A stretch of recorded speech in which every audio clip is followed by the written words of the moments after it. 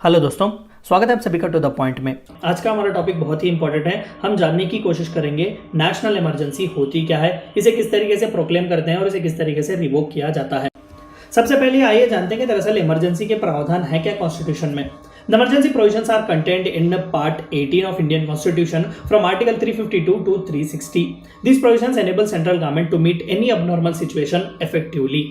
देखिए, दरअसल जब हम सरकार चलाते हैं, यानी कि जब सेंट्रल गवर्नमेंट सरकार चलाती है, तो कभी कभार ऐसे वायलेंट हादसे हो जाते हैं, सेपरेटिस्ट मूवमेंट वगैरह आ जा सकते हैं, या फिर कोई भी इमरजेंसी आ जा सकती है। तब सेंट्रल गवर्नमेंट को चंद स्पेशल पावर्स की बहुत जरूरी होती है ताकि वो इंडिया की यूनिटी, इंटीग्रिटी और सॉवरेनिटी को बचाए रख सके।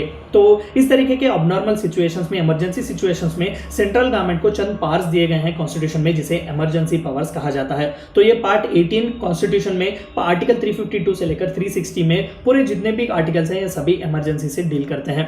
The constitution stipulates 3 type of emergencies. तो 3 तरीके के आपको डिफरेंट इमरजेंसीज देखने को मिलेंगे। सबसे पहला नेशनल इमरजेंसी, जो कि आर्टिकल 352 है, अभी इसके बारे में हम बात करेंगे। कॉन्स्टिट्यूशनल इमरजेंसी, जिसे प्रेसिडेंट रूल भी कहा जा सकता है, जो कि आर्टिकल 356 डील करता है। और फाइनेंशियल इमरजेंसी आर्टिकल 360। हम अगले के चैप्टर्स में या फिर अगले के वीडियोस में इसके बारे में हम बात करेंगे। तो एज ऑफ नाउ आइए जानते हैं कि नेशनल इमरजेंसी होती क्या है। National emergency that is article 352, बहुत ही इंपॉर्टेंट है, आर्टिकल याद रखना। National emergency that is article 352।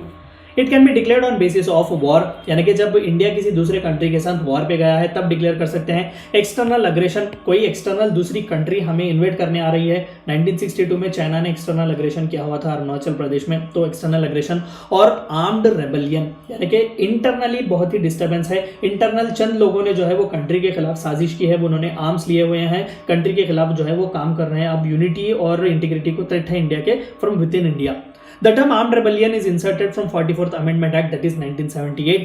Before this, the term was known as internal disturbance. दरअसल इंदिरा गांधी जी की सरकार पर सबसे ज्यादा क्रिटिसिज्म अगर आया तो इसी आर्म्ड रेबेलियन, यानी कि सबसे पहले इसे इंटरनल डिस्टर्बेंस कहा गया था। यानी कि इंटरनल डिस्टर्बेंस किसी भी तरीके का हो, अगर प्राइम मिनिस्टर ऑफ इंडिया को, काउंसिल ऑफ मिनिस्टर्स को ये लगे कि इंटरनली इंडिया की इंटीग्रिटी को डिस्टर्ब होने की कोशिश है या फिर थ्रेट है, तो वो इमरजेंसी लगा सकते हैं पूरी कंट्री में। तो बाद में जनता सरकार आई थी 1977 में, मोरारजी देसाई जो थे प्राइम मिनिस्टर थे, तो उन्होंने 44th अमेंडमेंट एक्ट पास किया हुआ था, जिसके तहत इस वर्ड इंटरनल इमरजेंसी या फिर इंटरनल डिस्टर्बेंस को हटा दिया गया था और आर्म्ड रेबेलियन रखा गया था। यानी कि महज इंटरनली अगर कोई प्रोटेस्ट हो रहा है, स्ट्राइक्स वगैरह चल रहे हैं, तो वो इमरजेंसी की वहां पर जरूरत नहीं है। लेकिन अगर वही प्रोटेस्ट, स्ट्राइक्स वगैरह जो है वो आर्म्ड रेबेलियन होते हैं, यानी कि उन्होंने हथियार उठा लिए हैं और सरकार के खिलाफ, देश की यूनिटी के खिलाफ अगर वो काम कर रहे हैं, तो तभी मान लेते हैं कि सेपरेटिस्ट मूवमेंट जो अगर वगैरह चल रहे हैं, तो तभी जो है आप इमरजेंसी डिक्लेयर कर सकते हैं। तो बेसिस ऑन वॉर और एक्सटर्नल अग्रेशंस आप एक्सटर्नल इमरजेंसी कहेंगे,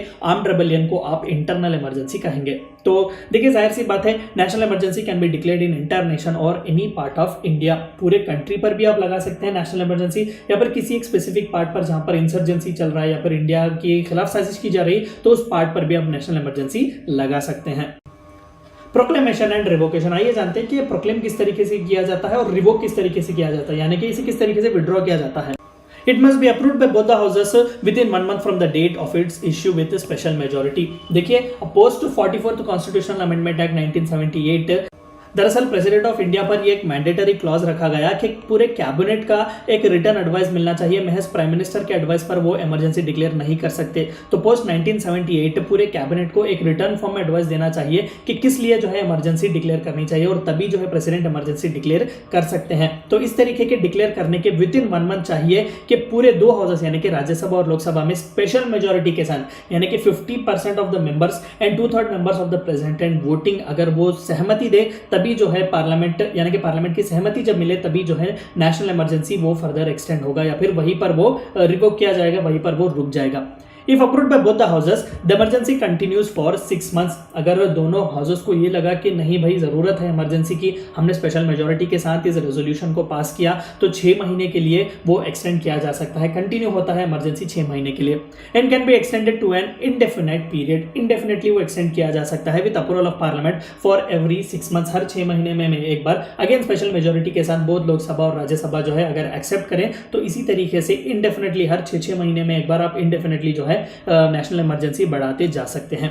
The emergency must be revoked if Lok Sabha passes a resolution by simple majority disapproving its continuation. मान लेते हैं कि यहाँ पर 1 महीने के बाद पार्लियामेंट में ये लगा या फिर प्रोक्लेम करने के विदिन एक 10-15 दिन के बाद लोकसभा को ये लगा कि नहीं, हमें डिसअप्रूव करना है, इमरजेंसी की जरूरत नहीं है। अगर लोकसभा एक छोटा सा रेजोल्यूशन भी पास करें डिसअप्रूव करते हुए सिंपल मेजोरिटी के साथ कि भाई आप रिवोक कर दें, तो चाहिए कि उस नेशनल इमरजेंसी को रिवोक करना बहुत ही जरूरी है। तो यहाँ पर भी रिवोकेशन का ऑर्डर जो है या फिर जो एग्जीक्यूटिव ऑर्डर जो है वो प्रेसिडेंट से ही आता है। अगर लोकसभा नहीं, इस तरीके के स्पेशल मेजोरिटी की जरूरत नहीं, अगर एग्जीक्यूटिव ने खुद यानी कि प्राइम मिनिस्टर और उनके कैबिनेट ने ये माना कि रिवोक करना जरूरी है, तो यहाँ पर फिर से पार्लियामेंट के पास आपको जाने की जरूरत नहीं है, एक प्रेसिडेंशियल ऑर्डर रिवोक करने के लिए काफी होगा। तो this is how a national emergency is proclaimed and revocated. Declaration made so far, अब तक कितनी बार जो है नेशनल इमरजेंसी डिक्लेयर किया गया है? सबसे पहली बार on October 1962 on account of Chinese aggression in Northeast Frontier Agency Arunachal Pradesh and was in force till January 1968। तो 6 साल के लिए जो है ये नेशनल इमरजेंसी लगवाई गई थी जब चाइनीज इंडो साइनो वॉर वहां पर चल रहा था।